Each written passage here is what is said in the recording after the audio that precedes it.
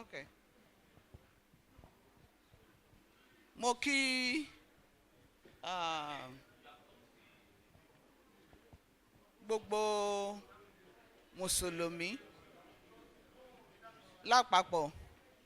Mo kí gbogbo àwọn ẹni Ọlọ́run tó wà ńkàlẹ̀ tó jẹ́ ìránṣẹ́ Ọlọ́run.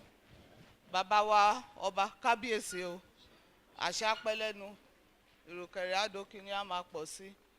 Mo kí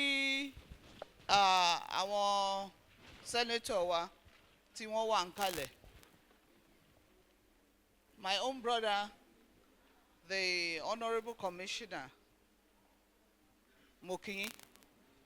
Ọmọ ọba náà ni, mo ṣe kábíyèsí o.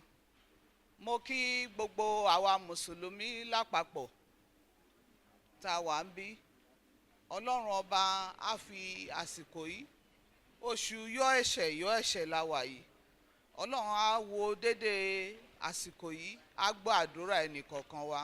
Àmín.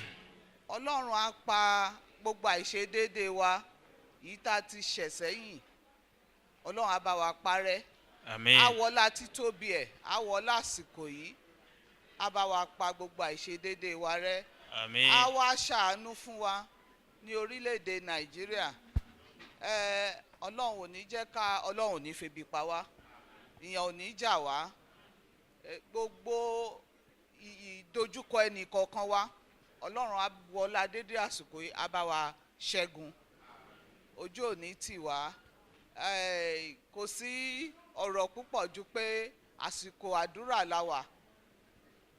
Ẹ jẹ́ ká tẹ̀síwájú nínú àdúrà, ká fi ran gbogbo àwọn tó ń ṣíwájú fún wa lọ́wọ́, kí Ọlọ́run ọba nínú àánú ẹ̀ kó kọ́ wọn mọ̀ ṣe, kó jẹ́ kí Nàìjíríà kó rójú, kó de ayé rójú, kó de ayé kó tòrò fún wa. Àmín. Kí ojú ó má ṣe tì wá lórílẹ̀‐èdè yìí, àní tọrọ jẹ, Àmín. àní tọrọ mu, gbogbo wa àríná àrílò.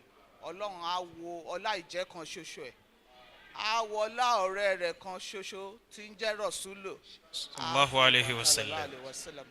á fi gbà wá. Ẹ ṣeun púpọ̀. Mo dúpẹ́ lọ́wọ́ àfáà wa tí wọ́n gbé ètò náà kalẹ̀. Mo dúpẹ́ púpọ̀ lọ́wọ́ gbogbo àwọn tó ṣe ìdarí ètò náà fún àǹfààní tí ẹ fún mi láti fi sọ̀rọ̀ ní ìṣẹ́jú kan. Ẹ ṣé púpọ̀. Sọlú ala Nabi Karim. Sallallahu alayhi wa sallam. Ọlọ́run kí ó gbà kó bá wa dúpẹ́ fún yín. Ọlá ìfẹ́ Ànábì sallallahu alayhi wa sallam. At this junction, inshallah,